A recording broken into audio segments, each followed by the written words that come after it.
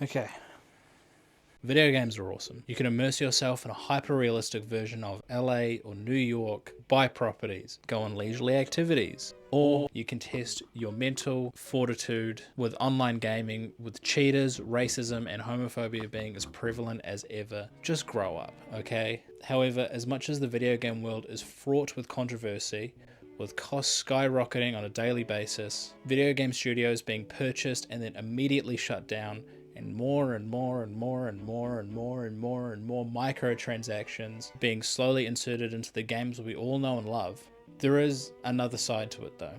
Incredible indie games being developed by passionate and talented developers and experiencing new journeys through all genres of games. But there was a time in the past where we almost didn't have any of this. Back when you could only carry 12 songs on your fashionable and personable Walkman. Back when the Cabbage Patch wasn't something you'd plant in Fabledom, but was actually children. And back when Marty McFly had to go back in time with them self-tying Nike mags to serve.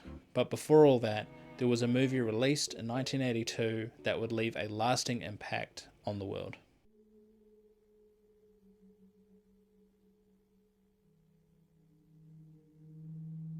Steven Spielberg had a fairly solid resume leading to the release of E.T. He would go on to direct Jaws, which led to millions of people being afraid of the ocean, Close Encounters of the Third Kind, and the very first Indiana Jones film, Raiders of the Lost Ark, arguably the best one in the entire series. Needless to say, he was ready to tell the story of an alien just trying to find his way home. Pre-production for the film E.T. would actually begin around the same time as the release of Raiders of the Lost Ark, where during a meeting while discussing the script, the head of the Columbia Pictures marketing department at the time would actually tell Spielberg that the film had very limited commercial potential, which was close to being true. E.T. would go on to become a massive hit, making millions upon millions at the box office, in merchandise and in VH sales, selling them bad boys at $25 a pop. However, as always with successful Hollywood projects, there are always two things that are immediately discussed after a film's success: potential sequels and video game adaptation. The former was actually conceptualized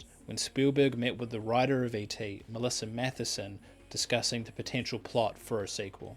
The plot would be based around Elliot and his mates being kidnapped by, quote, evil aliens. However, this would be nipped in the bud, with Spielberg saying this would just rob the original film of its virginity. Which is a crazy quote. The latter of the two would, however, become a cursed reality that would cause damage to the video game industry, with its effects still being felt today. But we're getting a little bit ahead of ourselves. Weeks after the release of E.T., the CEO of Warner Communications, parent company of Atari, who made the famous Atari 2600 console, I think you can see where this is going, they would discuss with Spielberg as they wanted to obtain a film license to make the video game adaptation of E.T. Paying up to $25 million for the rights, Atari CEO Ray Kassar would state, "It's a dumb idea. We've never really made an action game out of a movie." Almost too prophetic, if you ask me.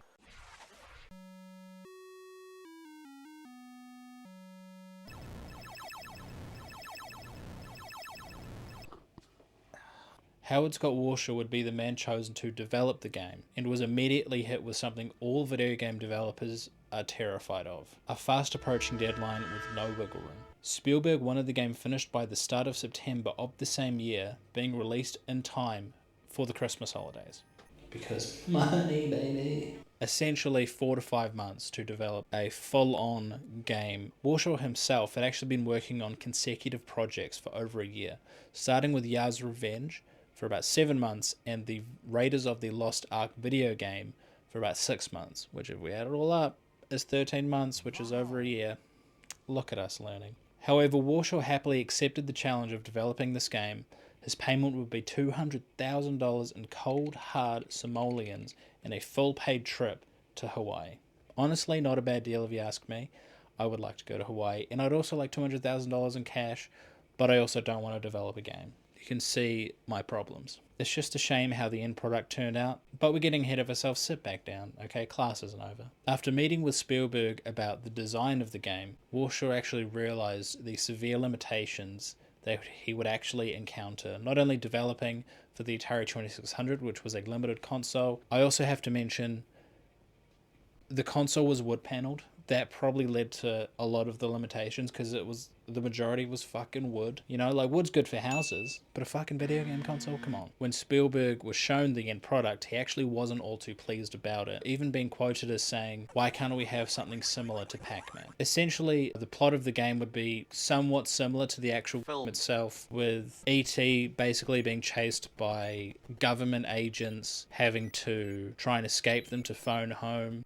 Whoa, jump scare. Sorry there, team. I had to reshoot this part because it was like terrible ASMR with even worse filming. Anyways, I probably should have discussed the actual plot of the game a little bit further. Essentially what has to happen is E.T. has to find 3 pieces of an interplanetary phone. So he can obviously phone home while he's also being chased by FBI agents and scientists. During this though, he actually has an energy bar that is expended with all the running and all the movement and all the falling into pits and all that sort of carry on. But that's it for me today. Back to Louis in the studio. That's all I need. Millions of copies were made. They did not do audience testing, which is a huge red flag when it comes to video games. Warner would actually, in hindsight, come to realize the error of their ways, saying they fell into a false sense of security given how popular prior releases on the Atari 2600 were. But people were hyped for this game. Atari were hoping they'd fill the stockings of all the children with the lovely ET game and everything would be lovely and they'd be swimming in their millions of dollars. Initially it had success, selling over 2 million copies, but soon after, over 700,000 copies were returned, because a lot of kids actually just wanted Pitfall instead, a game that I didn't know existed until I started researching this video. Apparently it was really popular too. This, along with a few other factors like all the unsold copies of the game, all the unsold merch of the game, a very costly film license, and increasing returns of the game, led to E.T. the video game, I just said game like 3 times and now it sounds weird, to being, and say it with me kids, a huge critical and financial flop. Yes. But one of the more important questions that was posed, what did they do with all the unsold copies of the game?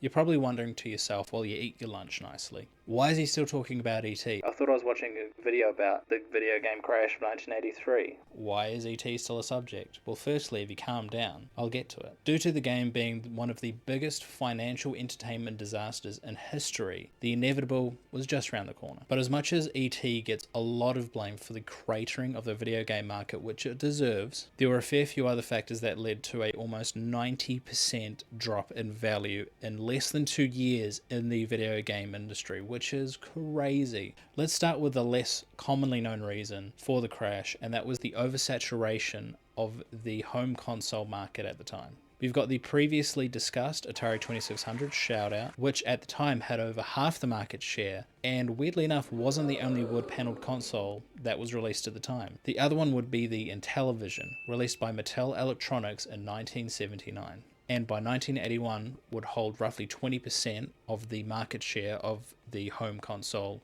market. In 2 years, they sold roughly 4 million consoles and about 20 million cartridges. About a year later, in 1983, they would showcase some new products. Not everyone was all too pleased about it. This would actually lead to like a huge financial drop in their value. Multiple management jobs were replaced. The Intellivision 3 was cancelled. Intellivision 2 Electric Boogaloo had its price halved. And then sadly a year later, Mattel would actually sell Intellivision for $20 million, bringing it into the small-lived but widely celebrated console, where it was put in the top 25 IGN console list of all time, which is where you want to be. But what about the other consoles, I hear you saying?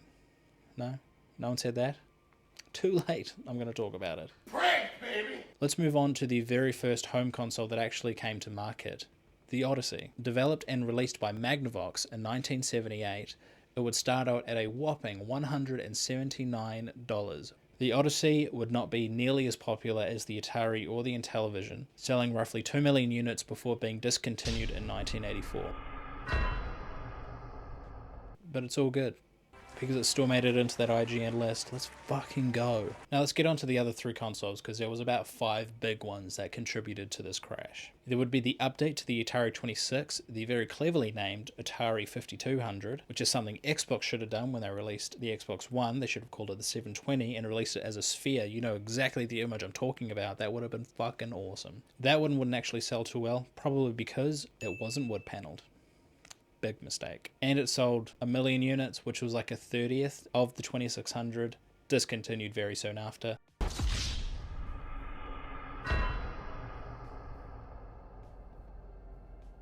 There was also the Vectrex, which was the worst selling of all of them, but probably the most innovative of the time.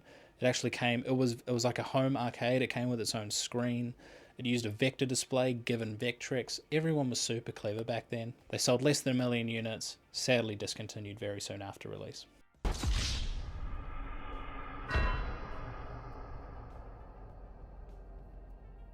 Now the third and final console of the three was the ColecoVision, which was actually developed, and I just found this out, developed and released by CBS. Yes, the broadcasting company, CBS. Yes, the broadcasting company in the 80s developed a home console because they were probably bored and wanted some of that sweet, sweet cash. Not only was it actually a fairly decent console, but it would actually inspire the resurgence of the video game industry. But let's pump our brakes here. Released in 1982, but it would actually be discontinued about 3 years later.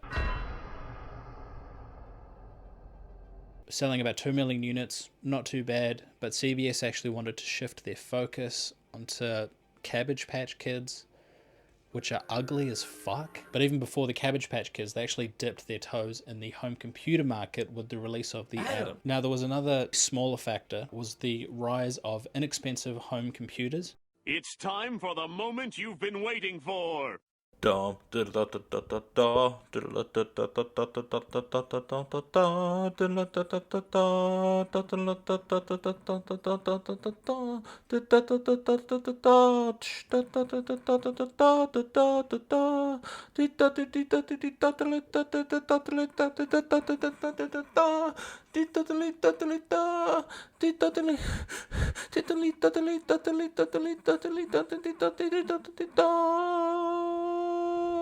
Preparing the home computer! People soon realized that home computers would actually perform better and had better graphics compared to home consoles, and they were also cheaper, if not the same price as home consoles, leading to an article essentially asking the question, why would I buy a home console when I can just get a home computer that can do gaming and so much more? Now, I mentioned two things earlier. All the unsold video game cartridges, what did they do with them? Atari buried them in a landfill in New Mexico, where Breaking Bad is based. They buried about 700,000 copies of the game in the landfill. Gross. Anyways, the cartridges would actually be dug up roughly 30 years later for the documentary Atari Game Over. And number two, how did the ColecoVision inspire the video game resurgence? How the hell could it even recover? Japan has invented some incredible things over their history. Instant noodles, CDs. Akira Kurosawa made some of the best and most influential films to ever be released. As if that weren't enough, they single-handedly saved the flailing video game industry. In the midst of the video game market collapsing in North America, Japan had actually quietly released in 1982 the Famicom. Masayuki Iomura stating that ColecoVision had influenced the development of the Famicom, while Takao Sawano would actually go one further, buy a console, bring it home to his family to have a play around, and say that it was way better than the Atari 2600. Here's some crazy shit though. We all know Sony and Nintendo nearly partnered to actually make their first CD-based home console, which would have been a Nintendo PlayStation hybrid console. We all know that story. What's even crazier is Nintendo and Atari actually had an agreement in place to develop their very first home console in the 80s that would be released in the North American market. However, this would fall flat on its face when at some sort of conference in 1983, Atari would see on the ColecoVision a unlicensed port of Donkey Kong and just get real stroppy about it and say, no, we don't want to make one with you anymore. This would lead Nintendo to say, fuck it, I'm gonna do it on my own, letting them cook up some crazy generational shit.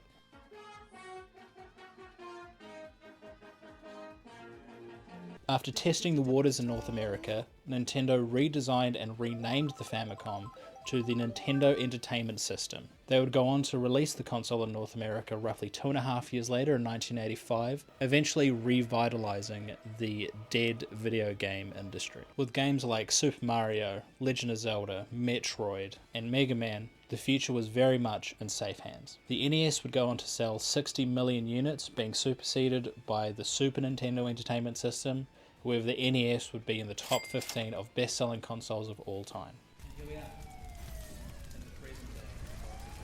And it is booming, being the highest grossing entertainment industry ever. It's all going very well for the big boys upstairs. After not partnering with Nintendo in the 90s, Sony would actually go on to release the PS1, which was their first disc-based console, and they would slowly become a huge juggernaut in the industry. I'm the juggernaut, bitch! With console after console dominating the video game market. We're currently at the PS5 and the PS5 Pro, even though they're super expensive, still outsell pretty much all other consoles. Nintendo are obviously still massive, the Nintendo Wii, the Wii U not so much, and the Nintendo Switch, with the current Switch 2 having been released this week as of recording, and it's okay. Microsoft would enter the home console market in late 2001 with the original Xbox, partnering that with the original Halo, selling millions and millions of consoles, releasing multiple iterations of the Xbox with the Xbox 360, the Xbox One, and the Xbox Series, all selling very well, even with some questionable decisions from Microsoft. Partnering it with Kinect and not being able to trade games on the Xbox One, I'm looking at you. They released the Xbox One and they said, look, come over. Yes, you have this console, but a few caveats here. You have to always be connected to the internet, you can't swap games with your friends, and it's going to come with Kinect, which has to stay connected to the Xbox, otherwise it won't work. That'll be $500. Now, even though video games have been and are awesome, even with some companies releasing games at full price even though they're broken, inserting microtransactions into every single game, selling 10 to 15-year-old games still at full price, the list goes on. Which begs the question, are we headed towards another crash? Now that's a difficult question to answer. I don't know. Given how popular games are currently, I don't see a financial crash incoming, mainly due to the fact that people will buy a game nowadays no matter what, because a lot of people don't have a lot of money, but they'll still buy the games because it's what they know and love. But if video game companies keep up with their greedy practices, which it looks like they're actually doing, I wouldn't be surprised if we see a bigger push towards emulation. Forking out close to $1,000 for a console, and in the case of the PS5 Pro, $1,200, it's becoming more and more out of reach for just the common gamer. Now for me, I'll always be an avid gamer. I love jamming with my mates, or sitting down and engrossing myself in a rich and vast open world single player story for hundreds of hours, ignoring all of my responsibilities and all the things that I had to do that day. I'm sorry, I'll get to them. Video games will always be one of the greatest hobbies known to man. They can be an outlet for people to relax, or even a vehicle for a prospective career. Either way, gaming will always be part of my life for better or for worse. That is until they start charging multiple thousands of dollars for a console. That's when I'll start stand collecting or something. Thanks for watching. Bye.